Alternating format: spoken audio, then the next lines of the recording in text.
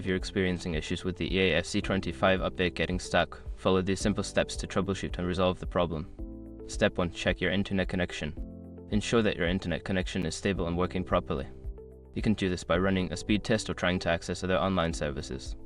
Step 2. Restart your console or PC. Sometimes a simple restart can resolve many issues. Turn off your console or PC completely, wait a few moments, and then turn it back on. Step 3. Clear cache.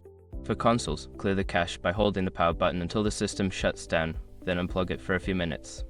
For PC, you can clear the cache by navigating to the Game.s installation folder and deleting temporary files. Step 4. Pause and resume the update. If the update is stuck, try pausing it and then resuming it. This can sometimes kickstart the download process again. Step 5. Reinstall the game. If all else fails, uninstall and then reinstall the game. This can help fix any corrupted files that may be causing the update to get stuck.